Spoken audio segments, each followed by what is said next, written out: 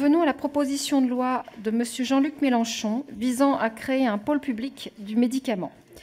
Je donne la parole à Madame la rapporteure, Madame Fiat. Merci Madame la Présidente, Mesdames et Messieurs les députés. Le gouvernement américain a le droit à la plus grosse précommande car il a investi dans la prise de risque. Voilà ce qu'a déclaré Paul Hudson, directeur général de Sanofi, au sujet du futur vaccin contre la Covid-19. Face à la pression de l'opinion publique, il a rétropédalé depuis, mais ses propos spontanés sont malgré tout extrêmement révélateurs. La crise sanitaire qui sévit depuis 2 mois et demi dans notre pays a mis au jour de façon criante les fragilités structurelles de notre système de santé. Au-delà d'un hôpital public que l'on a depuis longtemps laissé tomber, c'est la production de nombreux médicaments qui se trouvent aujourd'hui menacés, révélant ainsi les insuffisances de notre politique industrielle dans le domaine de la santé. Il ne faut pas avoir la naïveté de croire, et je suis certaine que ce n'est pas votre cas, que les difficultés rencontrées aujourd'hui sont apparues avec la pandémie. Ces dernières semaines n'ont fait qu'exacerber les conséquences néfastes déjà existantes de logiques privées qui ont dépassé les intérêts publics. Pour que les milliers de vies perdues ne soient pas vaines, je crois fermement qu'il est de notre devoir de tirer les enseignements de cette épreuve douloureuse en remettant le mot « public » au cœur de la santé publique. La proposition de loi portée par notre groupe La France Insoumise et que j'ai l'honneur de vous présenter aujourd'hui réaffirme la nécessité d'assurer notre souveraineté et notre indépendance sanitaire. Elle inscrit dans le marbre de la loi que la santé est un bien commun et un droit fondamental.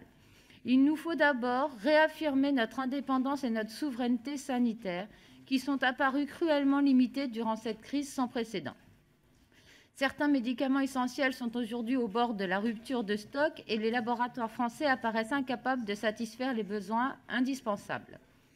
Les produits pour lesquels le risque de pénurie est le plus important sont sans surprise ceux rapportant le moins de marge de profit à ces laboratoires. Si ces logiques délétères sont moins visibles en période normale, elles ne peuvent être ignorées dans une période de pandémie mondiale. Rien d'étonnant à ces fragilités, puisque les laboratoires européens n'ont cessé de délocaliser la fabrication des matières premières dans des pays disposant d'une main-d'œuvre peu chère et de réglementations moins strictes. 80% des principes actifs qui nous servent à fabriquer des médicaments sont ainsi produits en Inde, en Chine, dans les pays du Sud asiatique. Cela nous rend trop dépendants et trop vulnérables. Surtout, nous sommes devenus trop dépendants du simple bon vouloir de quelques grandes multinationales pharmaceutiques. Le droit de brevet qui devait favoriser l'innovation favorise bien plus ses intérêts privés que l'intérêt général. Où était-il l'intérêt général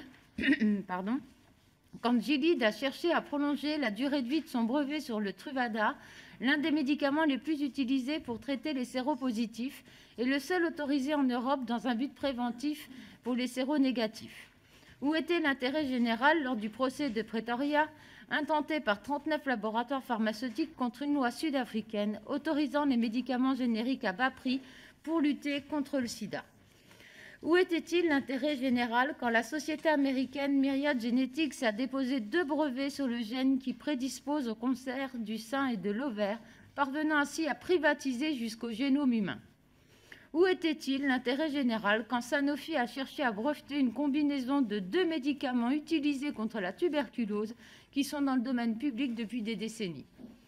Seule la course au plus offrant compte désormais, comme le montre la clause d'exclusivité inclue dans le contrat sur les tests de dépistage que le laboratoire Biomérieux a conclu avec le ministère de la Défense américaine.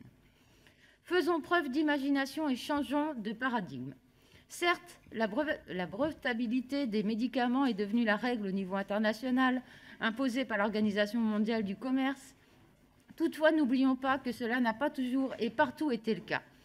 Les médicaments étaient exclus du champ des brevets en France entre 1844 et 1959 et en Allemagne entre 1877 et 1968.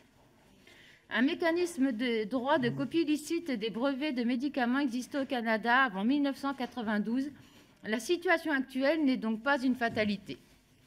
Ce dogme de la brevetabilité qui crée des monopoles permet aux laboratoires d'imposer à nos systèmes de sécurité sociale des médicaments à des prix prohibitifs, comme le traitement contre l'hépatite C, Sovaldi, remboursé à hauteur de 41 000 € pour un traitement curatif standard d'une durée de 3 mois. Et que dire des CAR-T, Cells, thérapie prometteuse qui utilise des lymphocytes des patients modifiés génétiquement in vitro afin de lutter contre les cellules cancéreuses et pour lesquelles l'injection unique coûte environ 350 000 €. C'est le prix à payer pour des médicaments innovants, me direz-vous? Non, car ces prix prohibitifs sont de plus en plus décorrélés des investissements en recherche et développement des entreprises. La très sérieuse Cour des comptes elle-même l'écrit dans un rapport de 2017, je la cite. Dans la négociation, les objectifs des entreprises pharmaceutiques se sont déplacés de la mise en avant d'un retour sur leurs dépenses investies en recherche et développement vers des demandes de prix établies en fonction de la capacité à payer des acheteurs publics. Pourtant, les choix que conduisent à faire ces prix prohibitifs sont éthiquement insupportables. Ainsi, en France, le prix du Sovaldi a conduit à le réserver aux malades les plus atteints, alors que l'on sait que les chances de guérison augmentent si la maladie est prise plus en amont et que l'on estime que ce traitement pourrait soigner plus de 90% des personnes atteintes d'hépatite C chronique.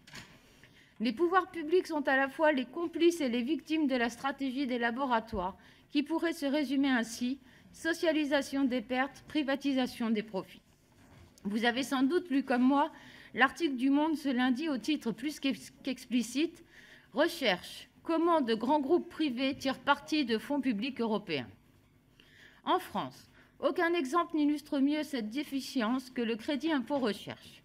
Ce dispositif, qui pèse plus de 6 milliards d'euros par an dans le budget de l'État, était supposé favoriser les investissements et l'emploi dans le domaine de la recherche et développement, en prenant en charge une large partie des dépenses et que les entreprises privées y dédiaient. Cet objectif s'avère très largement détourné, puisque des laboratoires pharmaceutiques n'ont eu cesse de réduire le nombre de leurs emplois liés à la recherche. Surtout, les laboratoires ne présentent pas la facture une, mais deux fois au pouvoir public, en profitant des asymétries d'information et du manque de transparence qui entourent les coûts de production des médicaments.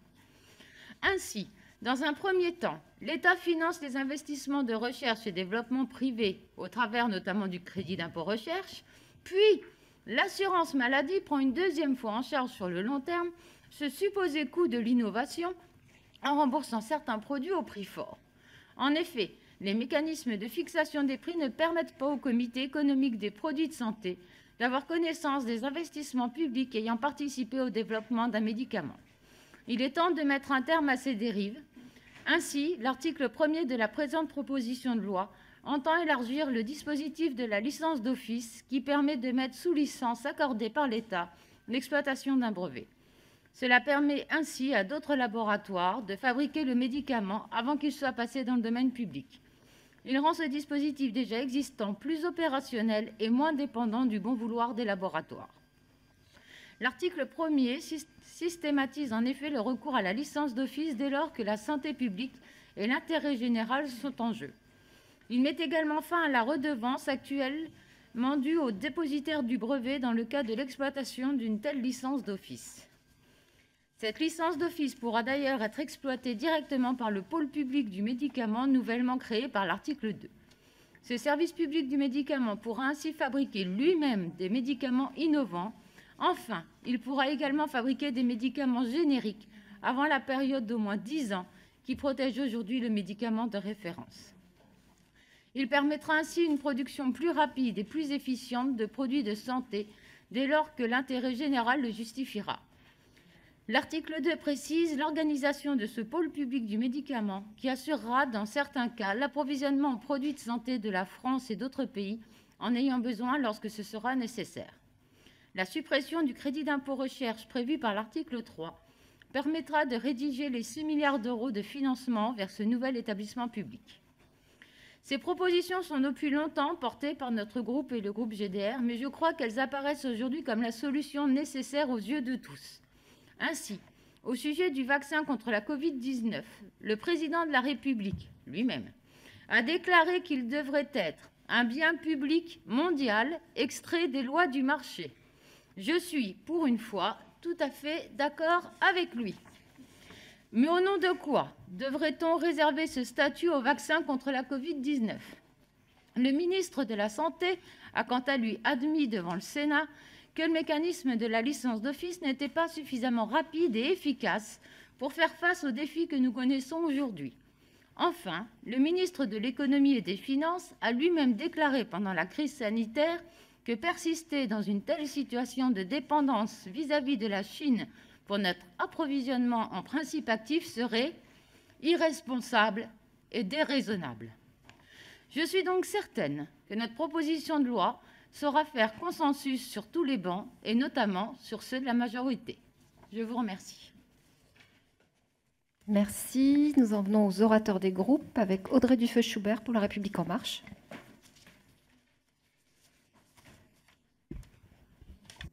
Ça marche pas. Ah si. Merci Madame la Présidente, Madame la rapporteure. Cette proposition de loi, au travers de la question de la création d'un pôle public du médicament, renvoie à la question effectivement des pénuries médicamenteuses. La pénurie de médicaments est un sujet de préoccupation majeur pour les Français.